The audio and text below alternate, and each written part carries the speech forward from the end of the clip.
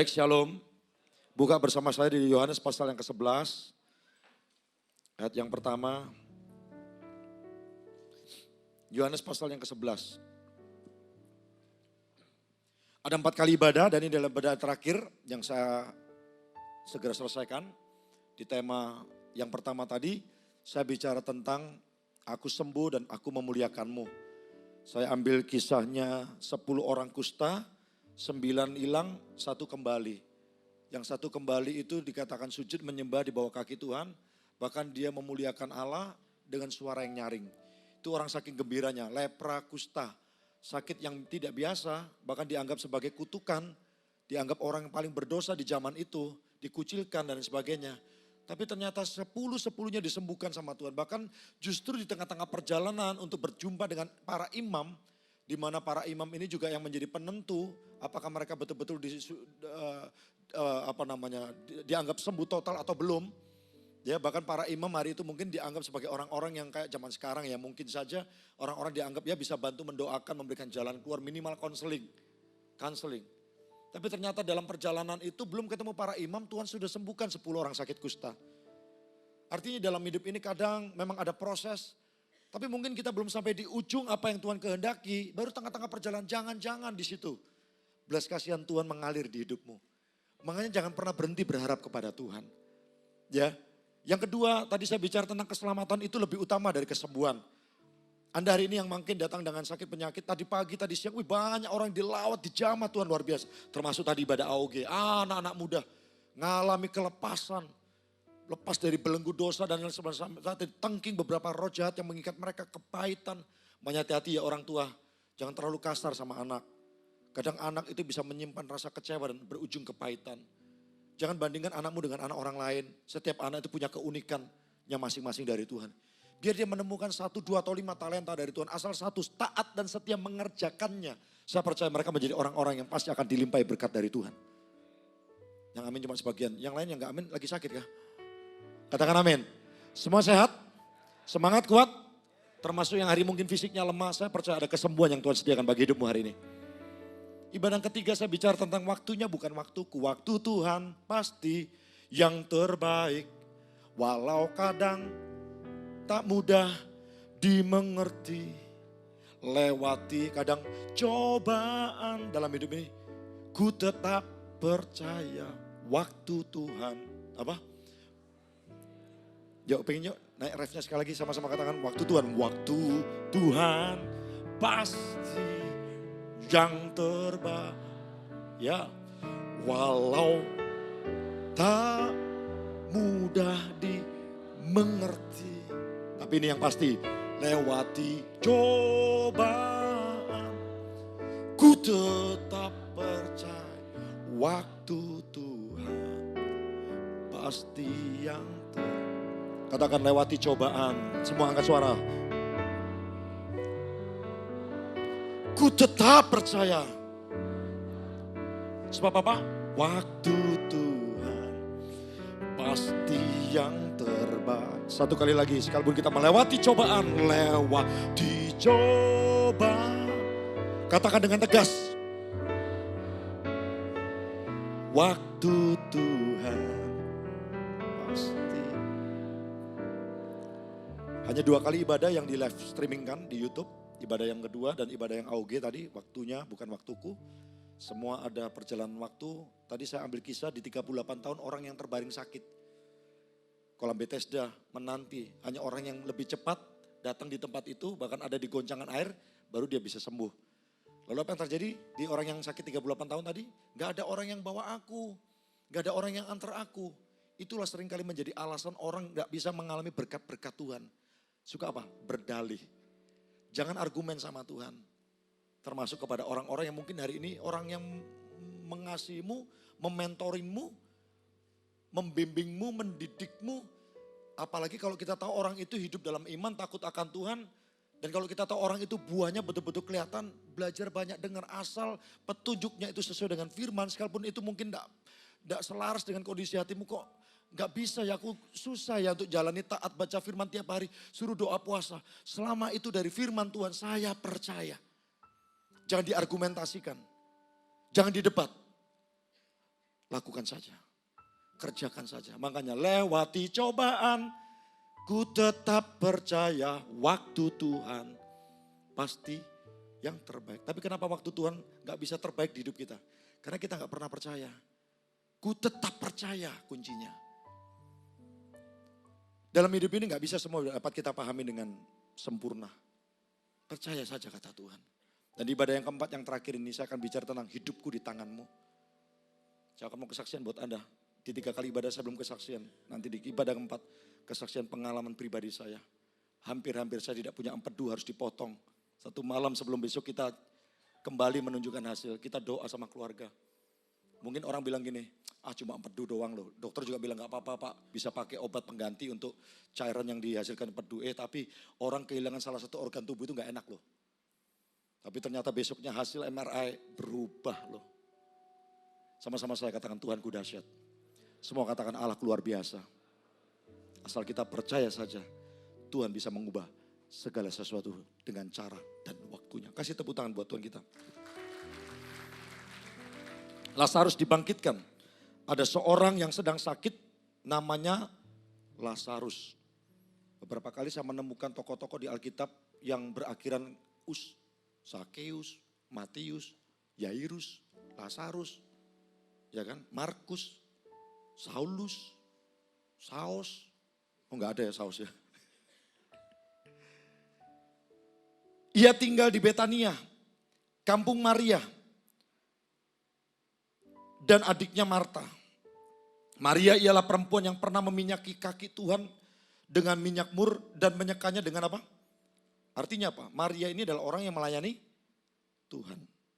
Dan Lazarus yang sakit itu adalah siapa? Saudara, gak jaminan ya kita melayani Tuhan kita luput dari persoalan dan tantangan hidup. Minimal kalau bukan kita, keluarga kita. Maria disebut orang yang pernah meminyaki kaki Tuhan dengan kaki Tuhan dengan minyak mur dan menyekanya dengan rambutnya. Ini salah satu tokoh yang menurut saya luar biasa, patut kita kagumi, Maria. Ya kan? Bahkan dikisahkan di kisah yang lain, seorang wanita yang berani meminyaki dengan hasil, saya lupa persisnya, kerja 1 tahun kalau nggak salah ya, itu beli minyak itu. Dia seka kaki Tuhan, bahkan bukan nyeka dengan tangan, bahkan dengan rambut itu kan lambang mahkota katanya. Sesuatu yang ya istimewa lah, dianggap spesial bagi seseorang. Dia pakai, artinya apa? Kita ini belajar dari Maria. Yang terbaik, bahkan yang bukan cuma terbaik, yang super terbaik kalau bisa kita persembahkan. Kita persembahkan bagi Tuhan. Dan Allahmu adalah Allah yang tidak pernah berhutang. Dari ayat ini saya paham. Kalau Yudas pernah ngomong gini, kenapa sih kok minyak itu dipecahin, dikasihin, dipakai buat begituan. Bukankah kalau uangnya itu atau barang itu diuangkan bisa diberikan kepada apa? Orang-orang miskin. Ngomong kanan kiri, jangan pelit.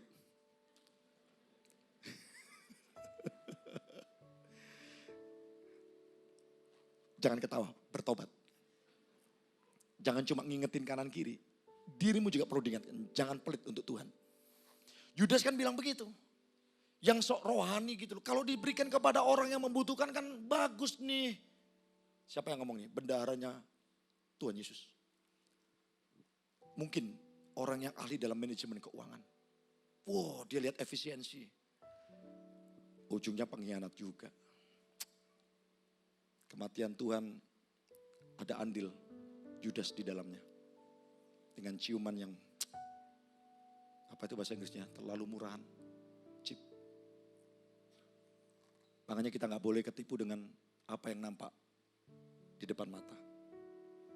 Kita belajar untuk melihat Tuhan yang pertama. Kalau ada orang mengecewakanmu, udahlah jangan sakit hati, gak ada orang sempurna. Kalau ngomong hitung-hitungan kecewa-kecewaan, kita semua ini pernah kecewa. Tak orang dekat, orang jauh, orang dalam, orang luar. Pasti setiap manusia minimal sekali seumur hidup pernah dikecewakan orang terdekat. Tapi sudahlah, belajar dari Yesus. Jangan jadi orang pendendam. Belajar melepaskan pengampunan. Maria, waktu beli minyak dengan pengorbanan yang begitu luar biasa, dia seka kaki Tuhan. Yudas bilang sayang. Tapi Allahmu adalah Allah yang tidak pernah berhutang. Sampai satu titik ada peristiwa lain ini. Di mana Lazarus yang dikatakan tadi, saudara daripada kedua orang itu. Mengirim kabar kepada Yesus di ayat yang ketiga. Tuhan, dia yang engkau kasih sedang apa? Halo? Aku nanya. Dikatakan apa tadi sana ayat 3? Tuhan, dia yang engkau kasihi.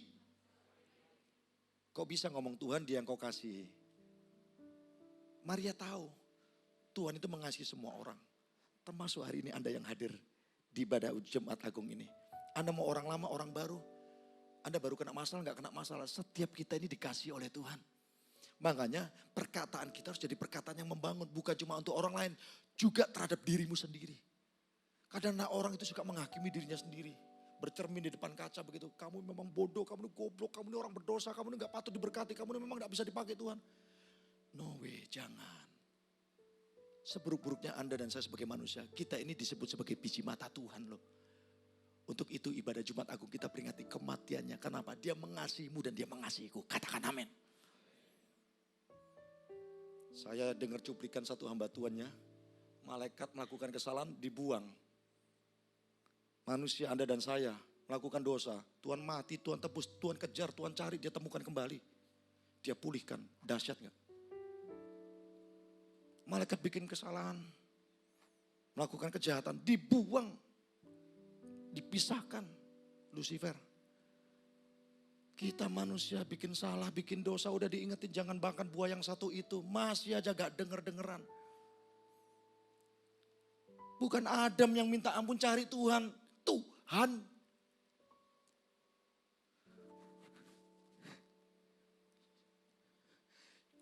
Cari Adam. Adam di manakah engkau? Adam di manakah engkau? Saya pakai bahasa ekstrim. Gile enggak? Tuhan yang cari manusia berdosa. Adam udah salah, Adam udah dosa. Bukan mendekat sama Tuhan, lari. Menghindar. Saya rasa dia Allah yang patut kita sembah sampai seumur hidup kita. Jumat Agung menjadi sebuah peringatan buat kita. Begitu besar kasih Tuhan. Kasih Bapa, dia mengaruniakan putranya yang tunggal. Dia cari setiap orang yang terhilang.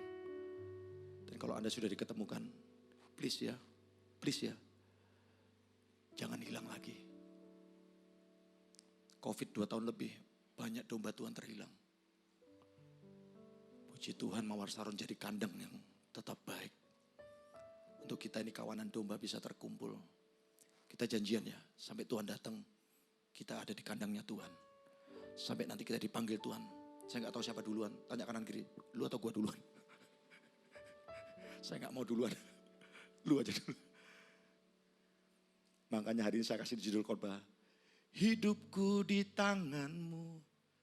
Lanjutannya aku gak hafal. Kita gak perlu takut mati. Kalaupun memang Tuhan izinkan mati. Asal namaku tercatat dalam kitab kehidupan.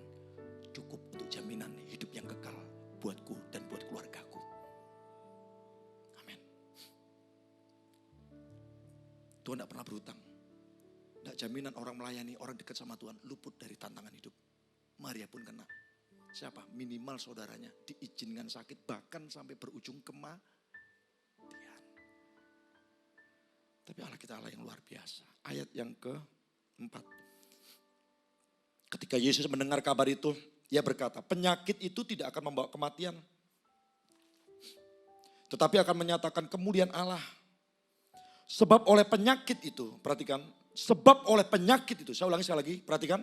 Sebab oleh penyakit itu, anak Allah akan dimuliakan.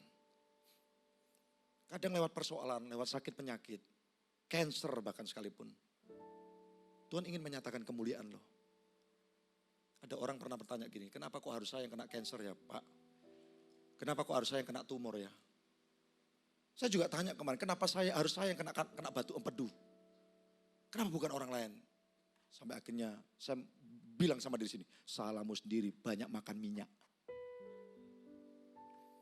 Makanya kemarin saya minta gorengan sama mama mertua. Enggak boleh karena pakai minyak. Mak tolonglah mak sama mama mertua. Doakanlah minyak goreng jadi minyak urapan mak. Tolonglah. Digorengin tahu kemarin. Saya makan. Ternyata saya baru tahu. Tahunya gak digoreng. Pakai alat Ya sudah digoreng mungkin minyaknya sedikit. Tuhanmu adalah Tuhan yang dia pernah pertolong. Bahkan lewat sakit penyakit. Kadang Tuhan ingin menyatakan kemuliaan. Masih ingat peristiwa anak yang buta sejak kecil? Murid-murid tanya siapa yang dosa? Anak ini orang tua atau siapa? Kok dari kecil dia gak bisa melihat? Pak Randi, mohon maaf pemain gitar kita yang jemaat mungkin gak banyak tahu. Pemain gitar kita nih. Anda perhatikan naik dan turun, dibantu, dituntun. Tadi malam saya bahas loh, kita doa. Gimana ya rasanya seperti beliau. Mohon maaf ya Pak Randi ya. Tak bisa melihat sesuatu yang Anda hari ini bisa lihat. Puluhan tahun. Gimana ya, tapi Pak Randi kasih kekuatan sama Tuhan. Talentnya banyak. Main gitar. Kemarin kita cek beliau main keyboard, saya diberkati. Kami antusias, sukacita waktu cek di tempat siapa kemarin. Ternyata di balik setiap peristiwa itu ada berkat Tuhan yang terselubung. Dan kalau Tuhan izinkan itu terjadi, Tuhan akan mampukan, Tuhan akan kasih kekuatan dalam dirimu. Kalau mau kecewa, kecewa beliau. Kalau mau kecewa, Maria, aku udah minyakin loh. Aku ini udah melayani engkau, aku ini orang yang mendekat kepadamu selalu. Kenapa harus Tuhan izinkan? Bahkan Tuhan dengan sengaja kan, ada ceritanya kan. Gak datang lebih cepat kan. Ini Tuhan kayak ngolok atau gimana sih mungkin Maria kalau marah. Sampai di ayat-ayat terakhir, saya gak tahu ini apakah nutut sampai selesai di ayat 44. Sampai dikatakan Tuhan itu masgul hatinya. Sedih yang begitu dalam, kenapa sih kamu gak percaya kah? Kalau Yesusnya dari Balikpapan, enggak percaya kah? Tentunya Tuhan dari Israel, bukan dari Kalimantan Timur. Dia ngomongnya gak begitu, itu cuma bahasa saya saja. Lalu Maria bilang, ini nah. Lazarus, Amsyong.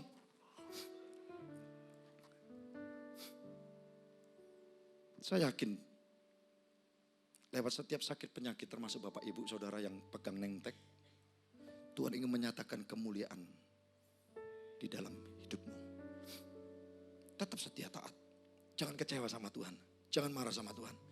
Bahkan dikatakan penyakit itu tidak akan membawa kematian. Tetapi akan menyatakan kemuliaan Tuhan. Sebab lewat penyakit itu anak Tuhan, anak Allah akan dimuliakan. Makanya setelah nanti Anda disembuhkan sama Tuhan, jaga kesehatan lagi. Karena kadang bukan Tuhan izinkan, Tuhan gak izinkan penyakit tertentu di tubuhmu. Tapi karena Anda kurang olahraga, tidak jaga makan, tidak menjaga pola hidup yang sehat. Akhirnya penyakit itu ada di tubuhmu. Saya berdoa jemaat IGMS Balikpapan panjang umur, badannya, tubuhnya sehat. Jadi korban persembahan yang hidup, yang kudus. Supaya kita bisa pakai untuk memberitakan Injil dan melayani Tuhan lebih lagi. Kasih tepuk tangan buat Tuhan. Amin. Tapi Pak, kan kita ini bisa berumur Pak, tua kayak mobil gitu kan, spare partnya makin down, makin drop fungsinya. Saya tahu kita bisa dimakan usia. Tapi kalaupun kita mengalami sakit penyakit, ya sudahlah, kita minta Tuhan yang ringan-ringan saja. Dan kalaupun memang kita harus berujung kematian, matinya yang sopan gitu loh. Ada orang mati gak sopan loh. Ya kan? Matinya bikin susah, anak cucu. Berobat sana kemari udah gak ada duit, hutang-hutang. Akhirnya apa? Anak cucunya yang nanggung hutang habis miliaran. Paman saya, orangnya dulu tegap, nge-gym, olahraga rutin. Tiba-tiba bisa kena kanker paru-paru. Biayanya mahalnya minta ampun. Sin siapa? Saya lupa 1 atau 2 rumah, saya lupa persisnya berapa. Tapi yang pasti harus dilepas. Untuk apa? Biaya berobat. Saya gak mau Anda jemaat udah kerja mati-matian, banting tulang, nabung, ujungnya habis cuma untuk biaya berobat. Saya berdoa supaya jemaat diberkati, diberi kesehatan, kekuatan, dan percayalah hidup kita ini ada di tangannya. Katakan amin. Dan kalau kita tahu hidup kita di tangannya, kita gak perlu takut dengan yang namanya kematian. Minggu kemarin, atau beberapa hari ini, rekan hamba Tuhan juga Bapak Rohani buat kami, Bapak Pendeta Samuel Handoko, punya putra Yang nomor 2 usia 36 tahun. Saya sempat repost di Instagram saya. Ya, yang belum follow Instagram GMS Balikpapan, follow. Bertobat, kerajaan Allah sudah dekat. Supaya ada dapat informasi kegiatan. Jangan cuma follow yang kuliner-kuliner. Apalagi yang gak jelas begitu. Ya kan? 36 tahun meninggal. Saya kagetnya minta ampun. Karena pagi itu dikabarin sama teman rekan hamba Tuhan yang lain. Bro, udah dengar Victor, anaknya Pak Sam, meninggal. Hah? Malamnya saya ketemu dengan rekan hamba Tuhan ini bilang, Victornya masih opnam. Karena kena demam berdarah. Sudah kurang lebih 9 atau 10 hari opnam. Besoknya dikabari pagi-pagi. Ternyata beliau sudah take off. 36 tahun, saya bilang wow. Mamanya Victor itu pernah kena cancer stadium 4. Dan Tuhan sembuhkan. Total, normal, sempurna. Hidup ini kadang gak bisa diprediksi loh. Tahu gak Pak Sam papanya bilang begini, kenapa yang gak tua dulu dipanggil Tuhan? Kan umumnya anak yang nguburin orang tua. Saya ngomong ini mau nangis loh. Karena saya ini merasa dimentoring oleh Pak Sam. Dan kami, full timer juga. Pak Sam bilang, ini kok kebalikan.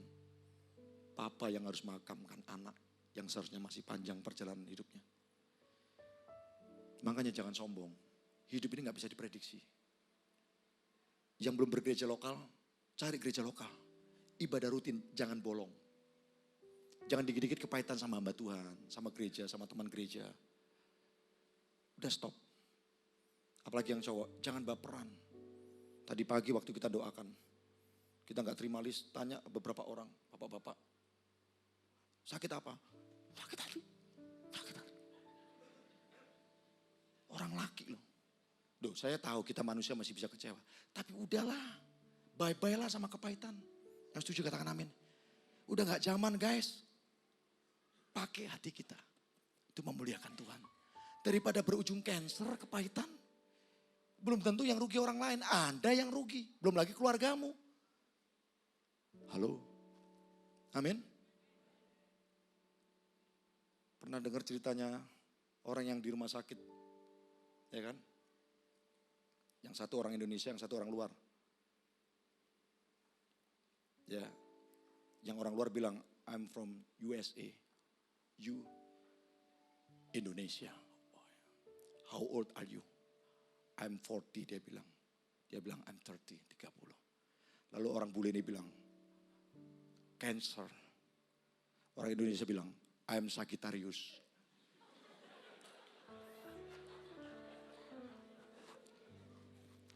Yang ketawa pasti tahu maksud saya. Yang gak ketawa bingung. Apa? Cancer, Sagittarius. Jaka Sembung naik ojek. Enggak nyambung Jack. Orang bule ini bilang cancer itu kanker. Bahasa Inggrisnya cancer. Orang Indonesia pikir zodiak. Dia bilang I'm Sagittarius. Buat apa kita kebatan? Kan lebih baik begini ketawa. Karena dari tadi saya awal khotbah kok jemat. Horor. Lebih baik saya kasih yang humor-humor dikit. Supaya hati yang gembira adalah obat. Kasih tepuk tangan dulu buat Tuhan kita. Saya ini pernah dikasih masukan sama jemaat, Pak pendeta, kita ini dari Senin sampai Sabtu kerja ini capek loh Pak. Banyak beban tekanan di kerjaan. Di gereja kalau Bapak khotbah tegang-tegang tambah capek loh Pak. Makanya di rumah Anda harus juga belajar mentreatment dirimu. Supaya Pak, hati yang gembira itu jadi kekuatan. Hati yang gembira harus jadi obat. Udah yang cewek-cewek ibu-ibu juga begitu. Yang masalah-masalah sepele. Kemarin saya diingatkan satu hamba Tuhan bilang, udah jangan dipermasalahkan lah. Ya namanya bapak begitu, kadang taruh gunting kuku kan. Di tempat yang sembarangan, udah gak perlu perang dunia bu. Gunting kukunya di mana? Ya di situ mana? Tak cari gak ada. Langsung minta ke meja hijau. Ditanya sama hakim, kenapa? Kami mau bercerai, udah talak 7. Saya gak tahu talak sampai berapa. Apa problemnya? Satu Pak Hakim, apa itu? Gunting kuku. Kan malu, apalagi yang hadir orang Kristen. Orang Ambon bilang. Kadang cuma gara-gara lupa nutup keran air. Saya juga dulu pulang konselingin, udah lama sekali banget. Saya tanya, kenapa sih kok kalian berantem? Ini loh kok. Siapa? Pihak ketiga kak? Iya gak ada lagi. Saya udah cerah, siapa? Ya itu siapa? Tisu. Kenapa? Ini istriku selalu kalau ada barang kotor dilapin pakai tisu, dikit-dikit pakai tisu, kan pemborosan. Jangan ketawa loh. Kadang kita ribut sama orang. Cuma gara-gara perkara sepele. Pembagian cuan, untung. Yang kadang kita lebih mengorbankan hubungan. Lebih mengutamakan cuan. Makanya gak heran banyak orang buyar, joinan. Karena apa? Greedy, serakah, ambisi. Saya gak ngomong bahwa kita gak boleh memperjuangkan apa yang jadi hak kita. Tapi orang Kristen harus belajar untuk punya hati yang penuh dengan rasa syukur. Makanya di awal kalau kita tahu orang itu serakah, jangan joinan sama orang gak begitu. Tapi kan saya gak tahu, makanya berdoa berhikmat. Supaya kita menemukan perjodohan bisnis ilahi dari Tuhan. Ada amin? Termasuk Anda yang hari ini mau bangun percintaan, yang mau menikah, mau pacaran. Doakan betul-betul, jangan sembarangan. Ayat yang kelima, Yesus memang mengasihi Marta dan kakaknya dan Lazarus. Namun setelah didengarnya bahwa Lazarus sakit, ianya di sini I besar. Tuhan sengaja tinggal 2 hari lagi di tempat di mana ia berada. Jangan-jangan ada kondisi tertentu yang hari ini kau alami, yang kau anggap tidak nyaman, tidak enak, itu Tuhan izinkan dengan sengaja kata Alkitab. Kalau mau curiga, curigalah yang baik, yang positif. Kalau memang Tuhan izinkan dengan sengaja, apa ini maksud dan tujuannya? Cari tahu. Dan kalau Tuhan yang mengizinkannya dengan sengaja, biasanya pasti ada tujuan mulia di dalamnya. Apa itu? Doalah. Rendahkan hatimu, belajarlah peka. Mereka gak peka sih Maria dan Marta. Artinya apa? Orang yang menyeka kaki Tuhan dengan minyak dan rambutnya.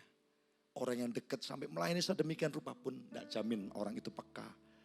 Dengan apa yang Tuhan inginkan dikerjakan di hidup mereka. Gak semua kita peka loh. Saya pun lagi belajar untuk peka dengan suara Tuhan. Makanya Pastor Philip selalu ingatkan, peka. Sama anak, ini arahnya kemana motifnya. Sama jemaat. Sama orang luar, sesama hamba Tuhan. Keluarga perlu ini peka. Makanya Tuhan sampai ngomong, gak usah khawatir. Lewat penyakit ini nama Tuhan akan dipermuliakan. Ya sengaja tinggal 2 hari. Asal bukan karena kesalahan kita.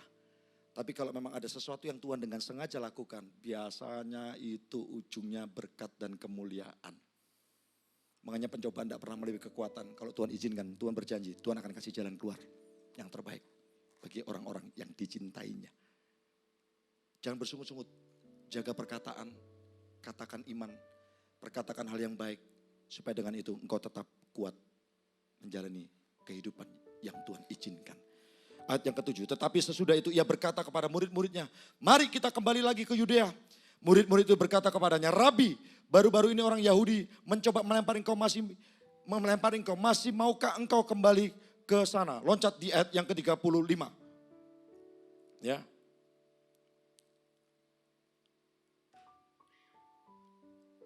Ayat 19 dulu.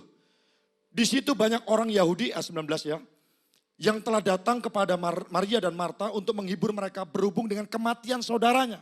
Ternyata bukan sakit saja, tapi ternyata berujung sampai kematian. Ketika Marta mendengar bahwa Yesus datang, ia pergi mendapatkannya, tetapi Maria tinggal di rumah.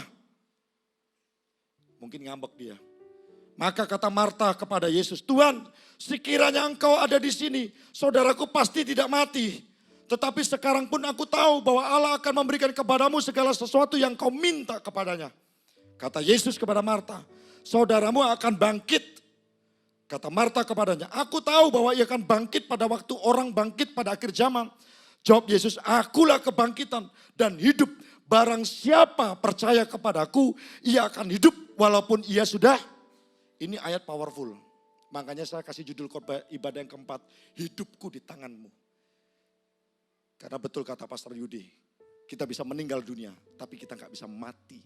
Kenapa? Ada hidup yang kekal bersama dengan Tuhan.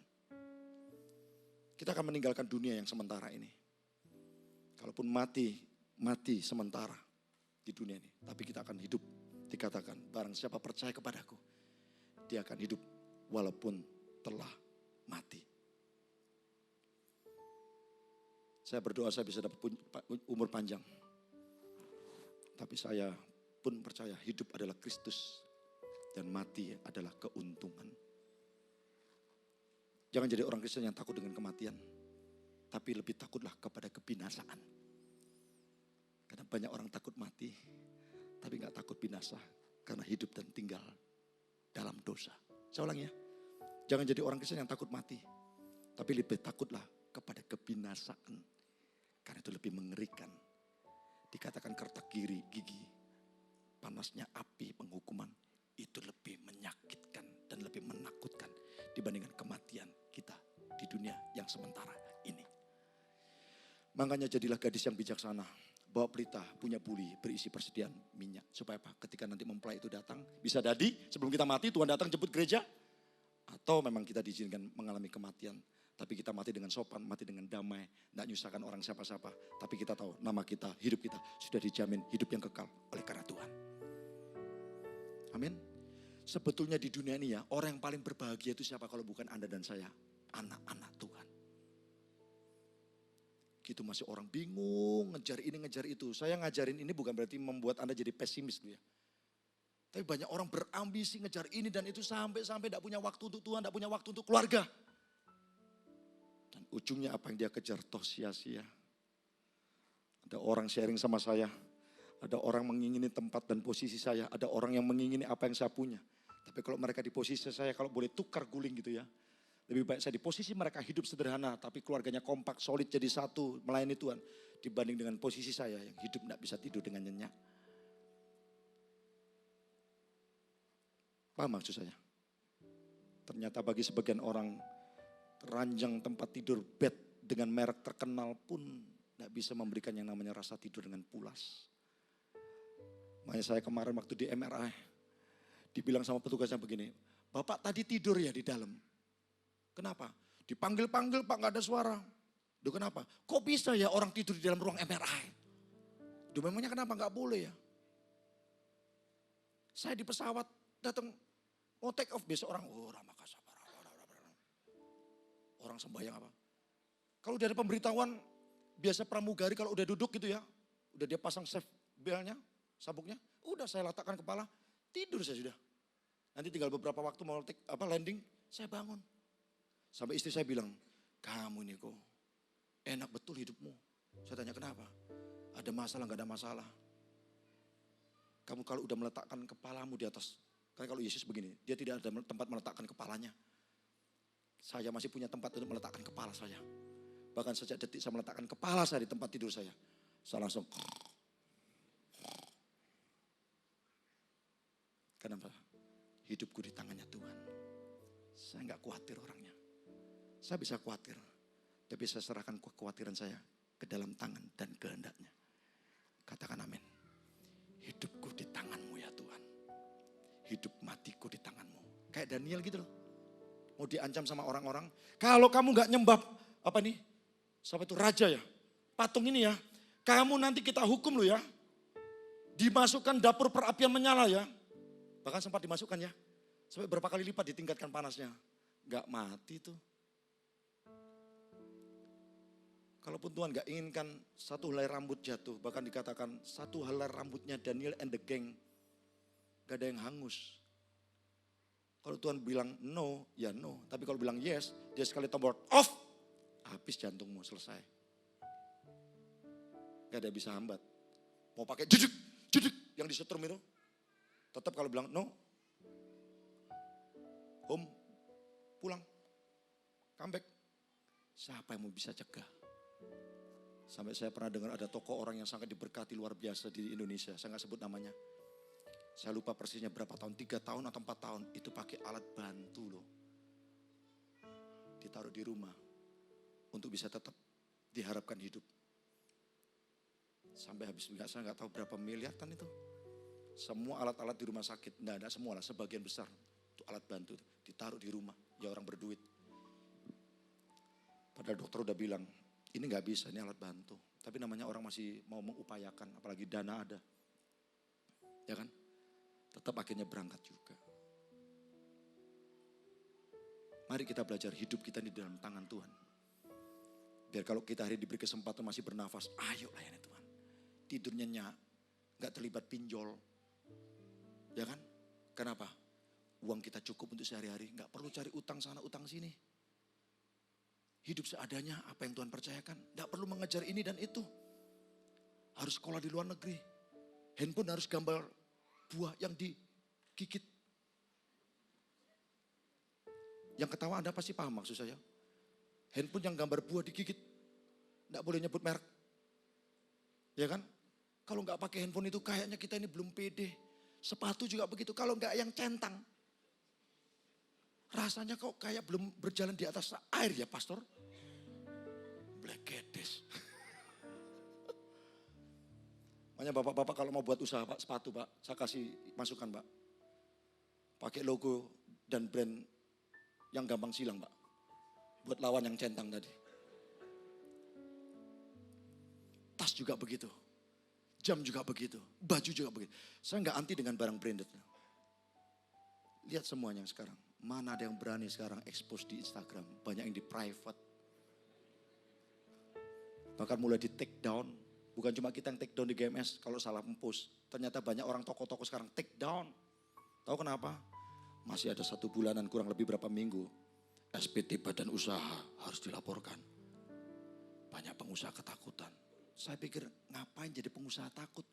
Kalau Anda hidup benar, siklus uang Anda jelas, SPT-mu benar. Why? Kenapa harus takut? Orang nyimpen uang tunai di rumah, saya pernah diajarin loh sama orang. Gini kok John, Pak, kalau ada aset akhir tahun, tarik uang tunai. Terus taruh di mana? Simpen di rumah. Nah kalau aku dirampok orang, walaupun saya jawab itu, ya duit ya gak ono. Duit mana yang mau ditarik? Saya tanya kenapa? Supaya kita lolos dari pemeriksaan pajakku. Saya mikir, kalau kita akhirnya berhasil, sukses, diberkati, hidup gak tenang nyimpen tunai di rumah. Ya terserahlah kalau itu caramu. Tapi buat saya ngapain harus hidup dalam ketakutan begitu? Akhirnya pelan-pelan semua akhirnya berbenah diri. Halo. Yang ngangguk kayaknya tahu suka nyimpen uang tunai di rumah. Atau yang ngangguk bingung, karena aku gak pernah punya uang segitu kok. Anda tahu maksud saya. Dan hari ini belajar untuk betul-betul hidup percaya kepada Tuhan. Ayat 26. Dan setiap orang yang hidup yang percaya, perhatikan, kepadaku tidak akan mati selama-lamanya. Percayakah engkau akan hal ini? Saya loncat di ayat yang ke-35.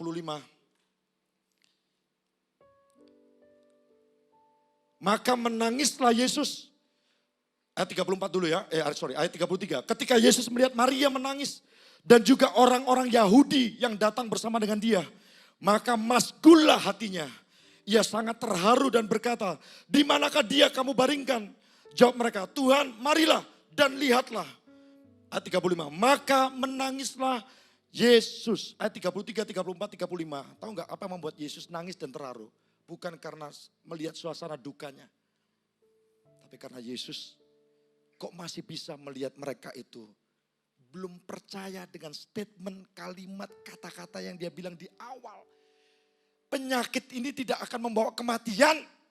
Bahkan lewat penyakit ini nama Allah akan dipermuliakan. Itu kalau saya bacain tadi ayat-ayat yang di atas-atasnya.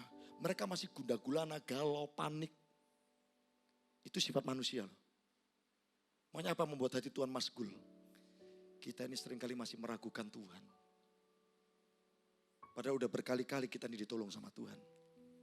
Tapi acap kali kita masih meragukan dan bimbang sama Tuhan. Makanya gak heran iman kita gak pernah naik level. Karena satu, kita masih sering meragukan Tuhan. Ya namanya kita manusia pastor, ya masih bisa bimbang, masih bisa ragu-ragu. Betul.